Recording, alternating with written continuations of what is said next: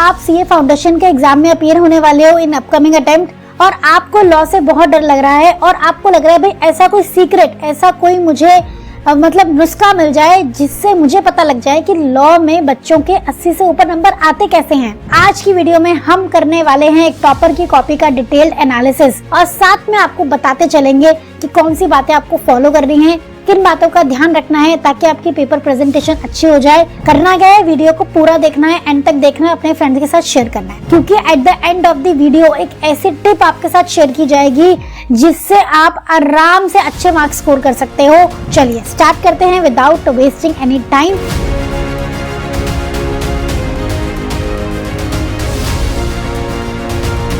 जय श्री श्याम स्टूडेंट्स, कैसे हैं आप सब। सबसे पहले हम ये देख रहे हैं कि बच्चे ने यहाँ पे स्कोर किया है 100 में से 81। आइए जानते हैं कि बच्चे ने आखिरकार इतने अच्छे मार्क्स स्कोर कैसे किए। सबसे पहले बच्चों देखो, अगर आप फर्स्ट टाइम अपीयर होने वाले हो, आपको फ्रंट शीट कुछ ऐसी दिखती है। आपको यहाँ पे अपनी डिटेल्स फिल करनी होती है और नीचे आपको क्वेश्चन आपने कौन कौन से अटेम्प्ट करे हैं उन पे टिक करना होता है, विच इज वेरी इंपॉर्टेंट। आप इसको बिल्कुल भी स्किप नहीं करोगे। उसके बाद हम देखते हैं क्वेश्चन नंबर फर्स्ट। बच्चा यहाँ पे देखना आप बहुत ध्यान से कि बच्चे ने क्या क्या बातें फॉलो करी हैं। सबसे पहले उसने लेफ्ट मार्जिन में कुछ भी नहीं लिखा, आप देखो बिल्कुल खाली छोड़ा है। तो यहाँ पे आप क्या देख रहे हो, आपको लेफ्ट मार्जिन बिल्कुल खाली छोड़ना है और ये हर वीडियो में हम आपको समझाते हैं।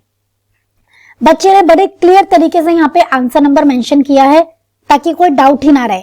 तो क्वेश्चन नंबर 1 जो था उसमें आपके 4 पार्ट थे। 1 के ए में बेसिकली 4 पार्ट थे, एक एक नंबर के चारों पार्ट। क्वेश्चन एक बार देखो आप, क्वेश्चन में बोला है कि रीजन के साथ बताओ कि ये फॉलोइंग एग्रीमेंट वैलिड होंगे कि वॉइड होंगे।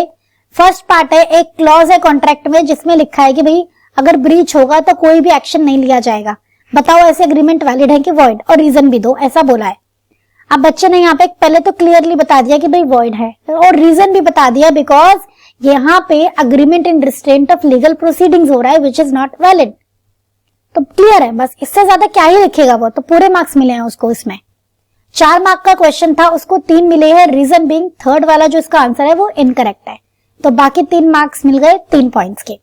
अब जो बच्चे ने क्वेश्चन नंबर 1 का बी अटेम्प्ट किया है उससे एकदम तबीयत खुश हो गई मेरी। बच्चे ने देखो बड़े बड़े पैराग्राफ नहीं लिखे, पैरा पॉइंट्स बनाए हैं, छोटे छोटे पैराग्राफ बनाए हैं डिफरेंट, हर बात को एक नई पैराग्राफ में लिखा है। अब जो क्वेश्चन नंबर 1 का बी है वो एक केस स्टडी की फॉर्म में है जहां पे 1% कंपनी के नॉमिनी के रिगार्डिंग प्रोविजन पूछा है। तो बच्चे ने पहले तो फैक्ट बताया कि क्वेश्चन में पूछा क्या है, केस स्टडी बेस्ड क्वेश्चन है तो आपको फॉर्मेट बहुत तरीके से फॉलो करना है। तो दूसरी बात आपने क्या सीखी है कि आपको फॉर्मेट तरीके से फॉलो करना है, ठीक है। और इसी क्वेश्चन में आप सीखोगे कि आपको अंडरलाइनिंग प्रॉपर्ली करनी है।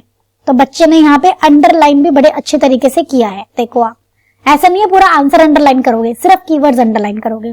पहले उसने फैक्ट बताया, फैक्ट में क्या बताना है कि क्वेश्चन में क्या गिवन है, फिर उसने प्रोविजन बताया, उसने सारी बातें बताई कि ओपीसी क्या होती है, ओपीसी में एक पर्सन होता है जो नॉमिनी होता है, देखो बैकग्राउंड भी बताया है, ठीक है। सीधा स्टार्ट नहीं हो गया कि नेचुरल पर्सन होना चाहिए, सिटीजन ऑफ इंडिया होना चाहिए, रेजिडेंट होना चाहिए। उस टाइम रेजिडेंट होना मैंडेटरी था, अब नहीं है। उसने सारी बातें क्लियरली बताई हैं। नीचे एनालिसिस किया है कि भैया जो वो पर्सन था वो तो बाहर रहने चला गया, हेंस वो अब नॉमिनी नहीं बन सकता ओपीसी में। इसका एक और पार्ट था, सेकंड पार्ट, उसका भी यहाँ पे उसने क्लियरली एनालिसिस कर दिया और लास्ट में बड़े ही क्रिस्प तरीके से, शॉर्टकट तरीके से कंक्लूजन भी दे दिया कि भाई फर्स्ट केस में कि भैया वो तो क्लियर है कि उसे नॉमिनेशन अपना विड्रॉ करना पड़ेगा, लेकिन सेकंड केस में वो अपना नॉमिनेशन कंटिन्यू कर सकता है। दोनों बातें उसने बहुत ही क्लियर तरीके से यहाँ पे बता दी। तो कंक्लूजन को आपको क्रिस्प रखना है, टू द पॉइंट आंसर लिखना है। अब टू द पॉइंट का मतलब ये नहीं है बहुत ही शॉर्ट लिखा हो, चीजों को एक्सप्लेन करो पर घुमाओ मत, ठीक है। तो ये बात हमने इस वाले पॉइंट से, इस वाले क्वेश्चन से काफी कुछ सीखा। इनफैक्ट क्वेश्चन नंबर 1 का सी डायरेक्ट क्वेश्चन था, एक बार इसको भी देख लेते हैं।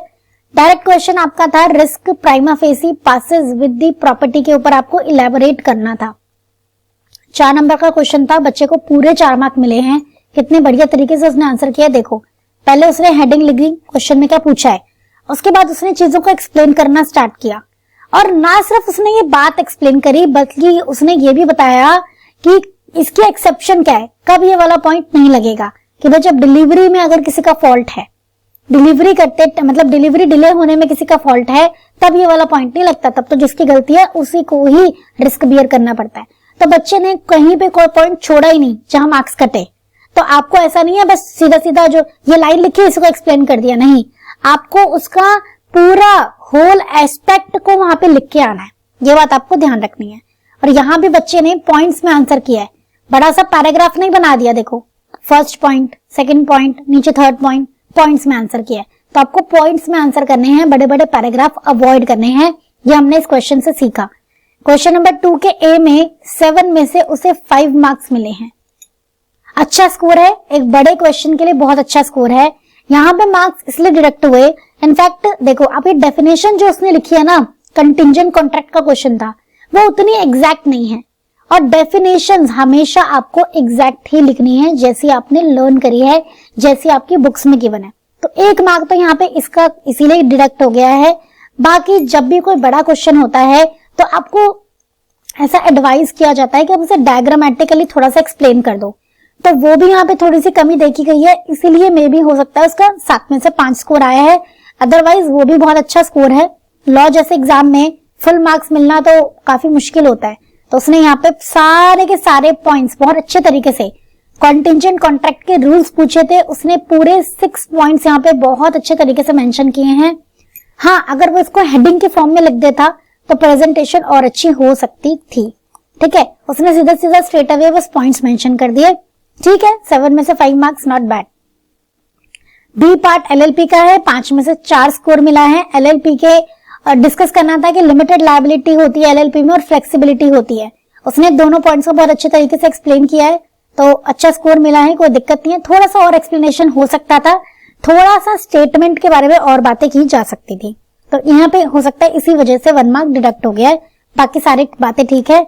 और बच्चे ने इस क्वेश्चन में अंडरलाइनिंग भी नहीं की है, तो आप देख रहे हो जब बच्चा अंडरलाइनिंग कर रहा है तो उसे अच्छे मार्क्स मिल रहे हैं, जब वो अंडरलाइनिंग नहीं कर रहा कीवर्ड्स को तो कहीं ना कहीं उसके मार्क्स डिडक्ट हो रहे हैं। तो अंडरलाइनिंग कितनी इंपॉर्टेंट है ये बात आप समझ गए होंगे।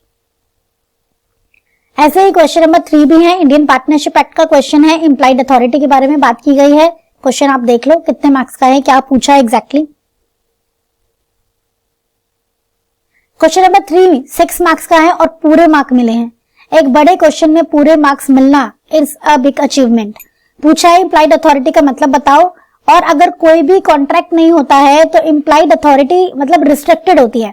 तो बेसिकली वो ये पूछना चाहता है कौन कौन सी चीजें इंप्लाइड अथॉरिटी में नहीं आती। कितना घुमा के क्वेश्चन पूछा गया था, लेकिन बाद में यहाँ पे क्लियर भी कर दिया कि वो एक्ट बताओ जो इंप्लाइड अथॉरिटी में नहीं आते। यहाँ से आपने क्या सीखा, क्वेश्चन पूरा पढ़ना है। ठीक है, ऐसा नहीं है जो स्टेटमेंट गिवन है वो पढ़ के घबरा जाओ, हो सकता है बाद में एक्सप्लेन भी किया हो उसे, तो आप पूरा क्वेश्चन पढ़ेंगे फिर सोचेंगे। यहाँ पे बता रखा है कि पार्टनरशिप एक्ट में partner is liable for all the act of the partner, जो भी उन्होंने अपनी अथॉरिटी में किया है। सबसे अच्छी बात यह लगी है कि बच्चे ने बैकग्राउंड दिया है उस टॉपिक का, अथॉरिटी के बारे में बात हो रही है तो अथॉरिटी का बैकग्राउंड भी दिया है। सीधा स्टार्ट नहीं हो गया बस हाँ अथॉरिटी ये होती है, ये वाली चीजें आपकी इंप्लाइड अथॉरिटी में नहीं आती, नहीं, बच्चे ने बताया है कि भैया वैसे तो एक पार्टनर को इंप्लाइड अथॉरिटीज होती हैं, पर देखो unless there is a specific agreement, ये सारी बातें इंप्लाइड अथॉरिटी में नहीं आती। बच्चे ने राइटिंग प्रैक्टिस कितनी अच्छी की होगी कि टू दी पॉइंट चीजों को यहां मेंशन कर दिया। 8 के 8 पॉइंट्स उसने पूरे के पूरे लिखे हैं, इसलिए उसको फुल मार्क मिल गए। अब यहाँ पे उन बच्चों के लिए एक पॉइंट है जिनको लगता है उनकी हैंडराइटिंग अच्छी नहीं है, तो देखो आप बच्चे की हैंडराइटिंग कोई बहुत खास नहीं है, फिर भी अच्छा स्कोर आया है, तो ये बिल्कुल पॉसिबल है कि आपकी हैंडराइटिंग अच्छी नहीं है फिर भी आप अच्छा स्कोर ला सकते हो। अगर आपका कंटेंट अच्छा है, अगर आपका प्रेजेंटेशन करने का तरीका अच्छा है, तो आपको कोई डाउट ही नहीं है कि आपको मार्क्स ना मिले। ठीक है, चीजों को हाईलाइट करो, अंडरलाइन करो, बड़े बड़े पैराग्राफ मत लिखो। स्पेशली जिन बच्चों की हैंडराइटिंग थोड़ी सी अच्छी नहीं है उन्हें तो बड़े पॉइंट्स, बड़े पैराग्राफ बिल्कुल भी नहीं लिखने हैं।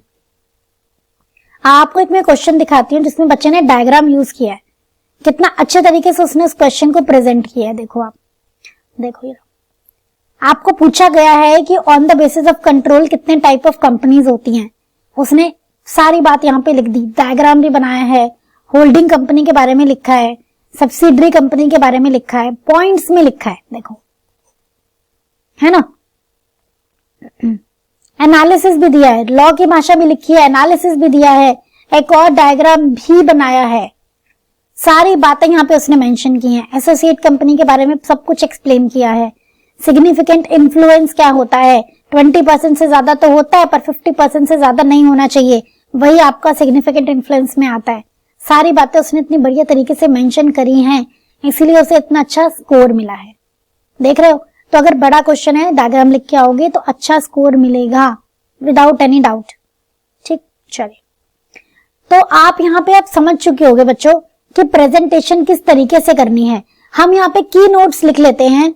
हमें एक तो चीजों को अंडरलाइन करना है, कीवर्ड्स को अंडरलाइन करना है, फॉर्मेट अच्छे से फॉलो करने हैं, पेपर को नीट रखना है, बड़े बड़े पैराग्राफ्स को अवॉइड करने हैं। तो आपको बड़े बड़े पैराग्राफ नहीं लिखने हैं, पॉइंट्स में आंसर करना है। ठीक है, आपको लेफ्ट मार्जिन में कुछ नहीं लिखा। देखो, बच्चों को नंबर भी डालना है तो उसने एक और मार्जिन क्रिएट किया अपने लिए, तो आपको लेफ्ट मार्जिन में कुछ भी नहीं लिखना। इस तरीके से पेपर प्रेजेंट करोगे। ठीक है, अब रही अंडरलाइन करने वाली बात कीवर्ड्स की। बच्चों को कीवर्ड्स ही याद नहीं होते, कैसे लिखेंगे और कैसे अंडरलाइन करेंगे। तो उसके लिए यहाँ पे आपके पास एक बोनस टिप जिसका आप लोग वेट कर रहे थे। कीवर्ड्स की प्रैक्टिस कैसे करनी है, एक ऐसा तरीका बताऊंगी जिसको आप फॉलो करोगे ना तो आपको बर्डन भी नहीं लगेगा। बच्चों, आपके पास अभी एग्जाम में अराउंड 40 डेज बचे हैं। आपको क्या करना है, daily 10 keywords, daily 10 keywords learn करने हैं। अगर आपके पास हमारी पीपी बुक है तो उसमें एंड में आपको कीवर्ड्स की पूरी लिस्ट दी है। आपको उनमें से डेली 10 कीवर्ड उठाने हैं, लर्न करने हैं। 40 दिन में आपके पास 400 कीवर्ड्स रेडी हो जाएंगे। और साथ के साथ जब आप लर्न भी कर रहे हो तो उनकी राइटिंग में प्रैक्टिस भी करनी है, उन्हें क्वेश्चंस में इनकॉर्पोरेट भी करते चलना है। तो अब बताओ, क्या 400 कीवर्ड्स याद करने के बाद ऐसा होगा कि आपकी लैंग्वेज में कमी रह जाएगी? जी नहीं।